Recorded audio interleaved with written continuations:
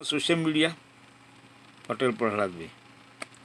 आज इस बुलेटिन में बात होगी चुनाव आयोग पर उठते बड़े सवालों की। वोटर लिस्ट को लेकर कांग्रेस की डिमांड की। जानेंगे एक देश एक चुनाव में कैसे फंसी बीजेपी। संसद में किस मुद्दे को उठाने की राहुल गांधी ने कही बात। देखेंगे महाराष्ट्र सरकार में बढ़ते टकराव को और बुलेटिन के आखिर में देखेंगे जाने माने कार्टूनिस्ट इरफान की किस खबर पर पड़ी तिरछी नजर। लेकिन दिन भर की तमाम बड़ी खबरों से पहले एक नजर आज की सुर्खियों पर। संसद में जोर जोर से वंदे मातरम का नारा लगाएंगे शिवसेना यूबीटी सांसद। उद्धव ठाकरे की बीजेपी को चुनौती, कहा हिम्मत है तो संसद से बाहर निकाल कर दिखाएं। जम्मू कश्मीर के वैष्णो देवी मेडिकल कॉलेज में एमबीबीएस एडमिशन को लेकर भड़की कांग्रेस। बीजेपी अध्यक्ष जेपी नड्डा पर साधा निशाना, कहा माफी मांगे नड्डा, सीटों को लेकर मचा है बवाल। सपा नेता आजम खान को मिली बड़ी राहत। अमर सिंह मामले में एमपी एमएलए कोर्ट से हुए बरी। अमर सिंह की बेटियों पर टिप्पणी करने के मामले में चल रहा था मुकदमा। और शेयर बाजार में गिरावट, 13 अंकों की गिरावट के साथ 85,706 पर बंद हुआ सेंसेक्स, तो 12 अंकों की गिरावट के साथ 26,202 पर बंद हुआ निफ्टी। ये तो थी सुर्खियां। अब बात आज की सबसे बड़ी खबर की। पश्चिम बंगाल में एसआईआर का मुद्दा चुनाव आयोग के गले में अटक गया है। बीएलओ की जान देने का मामला हो या फिर चुनाव आयोग के अपने निर्देश, टीएमसी ने इसे लेकर हल्ला बोल दिया है। बैकफुट पर दिख रहे मुख्य चुनाव आयुक्त तो ज्ञानेश कुमार ने टीएमसी नेताओं को बैठक के लिए बुलाया था, लेकिन जब टीएमसी नेता मिलने पहुंचे तो ज्ञानेश कुमार जवाब नहीं दे पाए। देखिए ये रिपोर्ट। बंगाल विधानसभा चुनाव से पहले एसआईआर को लेकर बवाल मचा हुआ है। वोटर लिस्ट में धांधली के आरोपों को लेकर टीएमसी के नेताओं का दल चुनाव आयोग से मिला। जो सवाल सड़क पर हो रहे थे वो मुख्य चुनाव आयुक्त ज्ञानेश कुमार से किए गए, लेकिन टीएमसी को अपने किसी सवाल का जवाब नहीं मिला। मुख्य चुनाव आयुक्त से मिलकर लौटे टीएमसी नेता डेरेक ओब्रायन ने कहा, टीएमसी के 10 सांसदों ने मुख्य चुनाव आयुक्त ज्ञानेश कुमार और उनकी टीम से मुलाकात की। हमने सबसे पहले उन्हें एसआईआर प्रक्रिया के कारण जान गंवाने वाले लगभग 40 लोगों की सूची सौंपी, जो एसआईआर के चलते अब दुनिया में नहीं है। इसमें से 18 बीएलओ की जान सीधे तौर पर एसआईआर की वजह से गई है। हमने बैठक की शुरुआत ये कहकर की कि ज्ञानेश कुमार और चुनाव आयोग के हाथ खून से रंगे हैं। हमने 5 सवाल उठाए, हमें अपने 5 सवालों में से किसी का भी जवाब नहीं मिला। इस बैठक का यही नतीजा है। डेरेक ओब्रायन ने जिन सवालों का जिक्र किया उसके बारे में टीएमसी सांसद शताब्दी रॉय ने जानकारी दी। उन्होंने कहा, अगर एसआईआर घुसपैठियों के लिए है तो ये सिर्फ बंगाल में क्यों, बांग्लादेश, म्यांमार से लगते दूसरे राज्यों में क्यों नहीं। पुरानी सूची गलत तो सरकार गलत, 2024 का चुनाव गलत, इसे रद्द किया जाए। 40 लोगों की जान गई, हम नाम दे रहे हैं, ईसी मानने को तैयार नहीं। बंगला सहायकों को शामिल क्यों नहीं किया, बाहर से भर्ती की क्या जरूरत है। बिहार की तरह बंगाल में भी वोटर कार्ड होते हुए वोट न देने जैसी स्थिति लाने की कोशिश क्यों हो रही है। दरअसल ये बैठक सीएम ममता बनर्जी की चुनाव आयोग को लिखी 2 चिट्ठियों के बाद हुई। ममता बनर्जी ने अपनी चिट्ठी में 2 बड़े सवाल उठाए थे। पहला, जिला चुनाव अधिकारियों को एसआईआर के लिए संविदा पर रखे गए डेटा एंट्री कर्मियों के कर्मचारियों का उपयोग करने से मना किया गया था, और दूसरा, निजी आवासीय परिसरों के अंदर मतदान केंद्र बनाने का प्रस्ताव। ममता ने बाद में एक ट्वीट भी किया जिसमें उन्होंने कहा, जब लोकतंत्र दांव पर हो, धर्मनिरपेक्षता खतरे में हो और संघवाद को ध्वस्त किया जा रहा हो तो लोगों को संविधान से मिले मूल्यवान मार्गदर्शन की रक्षा करनी चाहिए। आजादी के इतने सालों बाद भी लोगों की नागरिकता पर सवाल उठाया जा रहा है। एसआईआर के पीछे असली मंशा एनआरसी है। ममता ने जो मुद्दे उठाए, टीएमसी सांसदों ने वो ज्ञानेश कुमार के साथ बैठक में रखे, लेकिन किसी का भी चुनाव आयोग ने जवाब नहीं दिया। टीएमसी के सवालों के जवाब चुनाव आयोग नहीं दे पा रहा है तो कांग्रेस ने भी चुनाव आयोग पर तीखा हमला बोला है। कांग्रेस सांसद गौरव गोगोई ने चुनाव आयोग से कहा है कि वोटर लिस्ट में धांधली दूर करना है तो वोटर लिस्ट मशीन रीडेबल होनी चाहिए। और क्या कुछ कहा है कांग्रेस नेता ने, देखिए इस रिपोर्ट में। बीते कुछ वक्त से चुनाव आयोग लगातार विपक्ष के निशाने पर है। उस पे बीजेपी के इशारों पर काम करने के आरोप लगते ही रहे हैं, और अब वोट चोरी के खेल में भी बीजेपी चुनाव आयोग की मिली भगत के आरोप लग रहे हैं। पहले महाराष्ट्र चुनाव, फिर हरियाणा, दिल्ली और अब बिहार चुनाव के बाद विपक्ष को चुनाव आयोग की निष्पक्षता पर भरोसा नहीं रह गया है। ऐसे में अगले साल 5 राज्यों में होने वाले विधानसभा चुनाव के लिए विपक्ष पूरी तरह मुस्तैद नजर आ रहा है। उसने चुनाव आयोग से मशीन रीडेबल वोटर लिस्ट की मांग की है। असम कांग्रेस प्रमुख गौरव गोगोई ने अपील की है कि चुनाव आयोग असम, केरल, तमिलनाडु, पश्चिम बंगाल और पुडुचेरी में होने वाले चुनाव से पहले असेंबली इलेक्शन में मशीन से पढ़ी जा सकने वाली वोटर लिस्ट तुरंत लागू करे। इंडिया दुनिया की आईटी सुपर पावर है, फिर भी हमारी voter list booth level officers हाथ से बनाते हैं, और ये पुराना सिस्टम बड़े पैमाने पर मैनिपुलेशन और नकली वोटर्स को शामिल करने का सबसे बड़ा गेटवे बन गया है। चुनाव आयोग सेंट्रली अवेलेबल एडवाइस सॉफ्टवेयर से क्यों बच रहा है और एक मैनुअल प्रोसेस पर निर्भर क्यों है, जिसका बड़े पैमाने पर गलत इस्तेमाल होने का खतरा है। यही नहीं, नहीं, उन्होंने चुनाव आयोग पर दबाव बनाते हुए आगे ये भी कहा कि उसे उन टेक्निकल कारणों को भी पब्लिक में बताना चाहिए जो आयोग को ज्यादातर मॉडर्न डेमोक्रेसी में सफलतापूर्वक इस्तेमाल किए जाने वाले मशीन से पढ़े जा सकने वाले फॉर्मेट अपनाने से रोक रहे हैं। साफ है, विपक्ष अब आयोग को बहाने बनाने का भी कोई मौका नहीं देना चाहता। इससे पहले लोकसभा में नेता विपक्ष राहुल गांधी ने भी ये मुद्दा उठाया था। उन्होंने महाराष्ट्र और हरियाणा की वोटर लिस्ट में हुई धांधली में खुलासा करते हुए इस बात पर जोर दिया कि अगर चुनाव आयोग की तरफ से मशीन रीडेबल वोटर लिस्ट बनाई गई होती तो ये गड़बड़ियां पहले ही पकड़ में आ जाती। अब देखना ये होगा कि क्या कांग्रेस की इस मांग को चुनाव आयोग मानेगा या जनता को जवाब देगा कि वो इसे लागू क्यों नहीं कर सकता। बहरहाल ये आने वाले वक्त में साफ हो जाएगा। वोटर लिस्ट मशीन रीडेबल देने की डिमांड तो विपक्ष लगातार चुनाव आयोग से कर रहा है, लेकिन चुनाव आयोग इसके लिए अभी तक तैयार नहीं हो रहा और न ही चुनाव एक चरण में करा पा रहा है। लेकिन मोदी सरकार पूरे देश में एक साथ चुनाव कराने के सपने देख रही है, जिसे लेकर विधि आयोग ने अपनी रिपोर्ट पेश की है। लेकिन इस रिपोर्ट से भी सरकार को ज्यादा राहत मिलने वाली नहीं दिख रही। देखिए ये रिपोर्ट। एक देश एक चुनाव को लेकर एक बार फिर मोदी सरकार मुश्किल में दिखाई दे रही है। विधि आयोग ने मोदी सरकार को इस बिल को पास कराने का उपाय तो सुझा दिया, लेकिन सरकार को इस पर अमल करने के लिए उसके पास नंबर ही नहीं है। Everyone's gearing up for the holiday. एक चुनाव विधेयक को लेकर 4 दिसंबर को संसद की संयुक्त समिति की अहम बैठक होनी है। इस बिल को पिछले साल संसद में पेश किया गया था, लेकिन विपक्ष के विरोध के चलते इसे जॉइंट पार्लियामेंट्री कमेटी के पास भेज दिया गया और अब संयुक्त संसदीय समिति यानी जेपीसी की मीटिंग से पहले 23वें विधि आयोग ने अपना स्टैंड साफ करते हुए कहा है कि एक देश एक चुनाव संविधान की मूल संरचना में कोई बदलाव नहीं करता है। इसके साथ ही विधि आयोग ने जेपीसी को यह भी बताया कि अनुच्छेद 83 और 172 में बताए गए लोकसभा और राज्य विधानसभाओं के 5 साल के कार्यकाल को बदला जा सकता है। यह संविधान में संशोधन के जरिए किया जा सकता है। यह संशोधन एक राष्ट्र एक चुनाव जैसे अहम राष्ट्रीय उद्देश्यों को पूरा करने के लिए किया जा सकता है।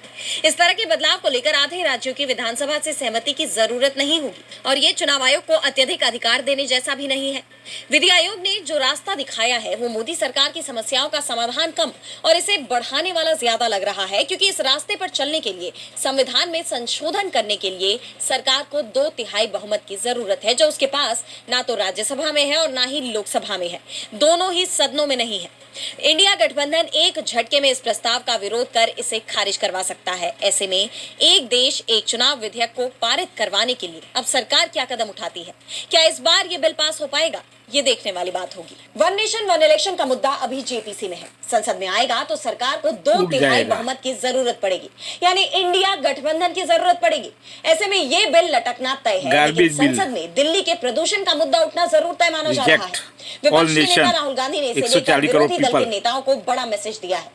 तो क्या कुछ कहा है राहुल गांधी ने, देखिए इस रिपोर्ट में। कांग्रेस सांसद राहुल गांधी ने देश में बढ़ते प्रदूषण पर गंभीर चिंता जताते हुए राज्य सरकार और पीएम मोदी पर बड़ा हमला बोला। उन्होंने अपने एक्स हैंडल पर एक वीडियो शेयर किया जिसमें वो दिल्ली की कुछ माओं से बात करते नजर आ रहे हैं। अपनी पोस्ट में राहुल ने लिखा कि बच्चों का दर्द सबसे गहरी चोट की तरह माओं के दिल में उतरता है। दिल्ली में प्रदूषण के खिलाफ लड़ रही ऐसी ही कुछ साहसी माओं से मिला।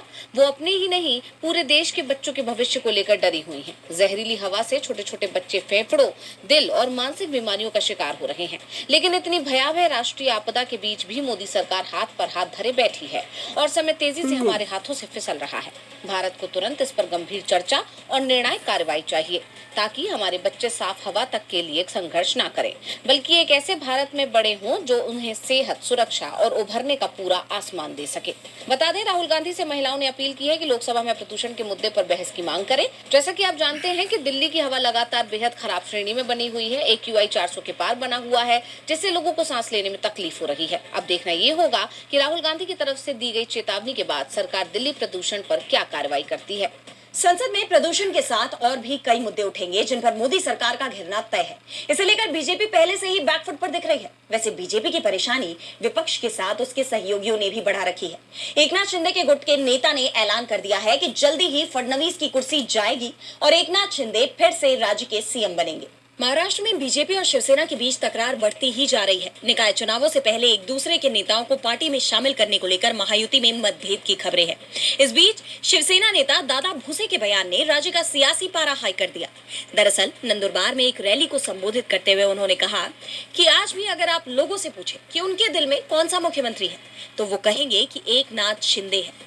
चिंता मत कीजिए, हम फिर से एकनाथ शिंदे को महाराष्ट्र का नेतृत्व करते देखेंगे। शिंदे एक ऐसे मुख्यमंत्री थे जो देर रात तक सभी से मिलते और दिन में 20-22 घंटे काम करते थे।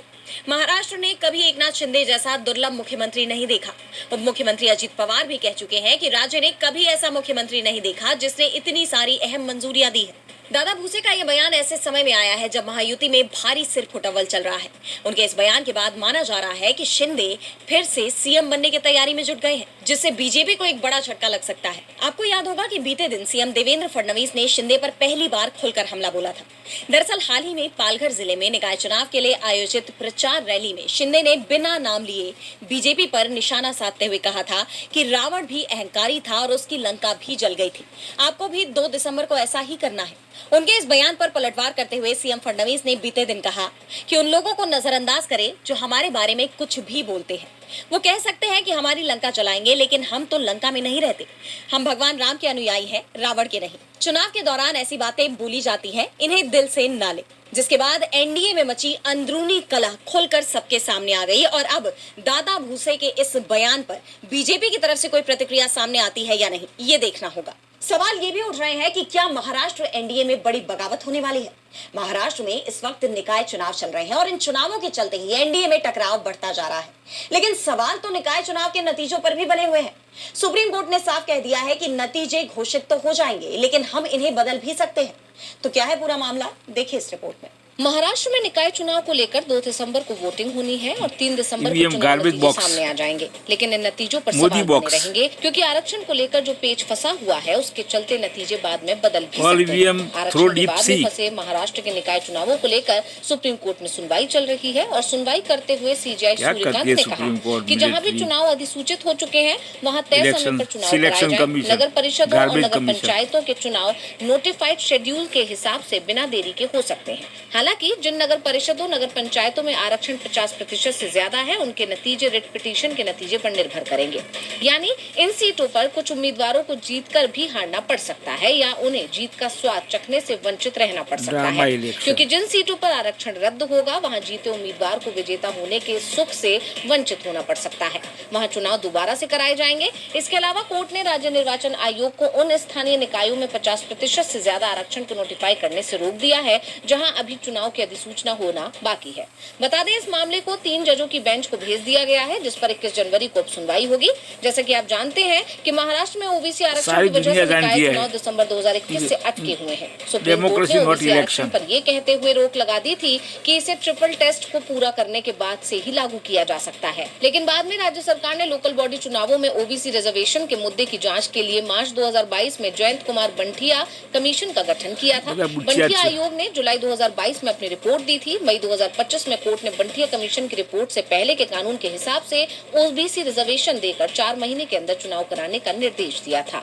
सुप्रीम कोर्ट की सख्त टिप्पणी से महाराष्ट्र सरकार मुश्किल में घिरती दिख रही है, खास तौर पर जिस तरह से निकाय चुनाव में आरक्षण प्रक्रिया को लागू किया गया, उस पर अब सवाल उठ रहे हैं। तो सवाल मोदी सरकार की विदेश नीति को लेकर भी उठ रहे हैं। भारत के पड़ोसी देश जो कभी मित्र राष्ट्र होते थे वो अब भारत को ही आंख दिखा रहे हैं और अब नेपाल की तरफ से भारत को उकसाने वाली कार्रवाई की गई है। तो क्या है पूरा मामला, देखिए इस रिपोर्ट में। नेपाल ने एक बार फिर भारत के साथ सीमा विवाद को हवा दे दी है। नेपाल के सेंट्रल बैंक ने 24 नवंबर को 100 रुपए का नया नोट जारी किया। इस नोट पर नेपाल का नया मैप छपा हुआ है, जिसमें काला पानी और लिपुलेख के भारतीय इलाकों को नेपाल का हिस्सा बताया गया। नेपाल के इस कदम से दोनों देशों के रिश्तों में कड़वाहट पैदा हो सकती है। इस मामले को लेकर विपक्ष ने सीधे तौर पर मोदी सरकार को आड़े हाथों ले लिया और सरकार की विदेश नीति पर सवाल खड़े किए। कांग्रेस ने इस नोट की तस्वीर शेयर कर सोशल मीडिया प्लेटफॉर्म एक्स पर लिखा कि नेपाल ने अपने 100 रुपए के नए नोट पर जो मैप लगाया है उसमें भारत के कई इलाकों को अपना बताया है। यह हरकत कहीं से भी बर्दाश्त नहीं की जा सकती। मोदी सरकार को इस पर सख्त लहजे में नेपाल को जवाब देना चाहिए। आज मोदी सरकार की विफल विदेश नीति का खामियाजा पूरा देश भुगत रहा है।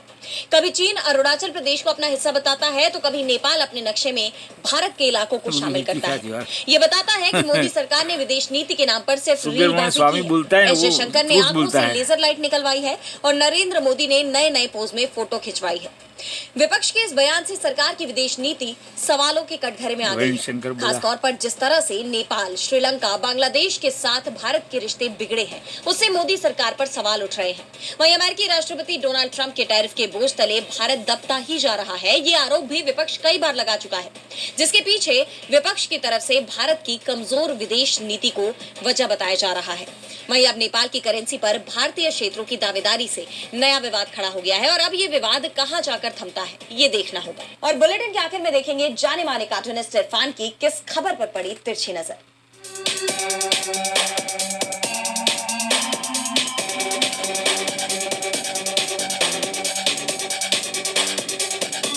मोदी सरकार यूं तो अपने मुद्दों को लेकर के खासी सवालों के घेरे में रहती है, उसकी विदेश नीति भी अब सवालों के घेरे में है, क्योंकि चीन ने अभी अभी अरुणाचल प्रदेश पर अपना दावा कर दिया कि भाई हमारे कुछ हिस्से भारत के हमारे हैं।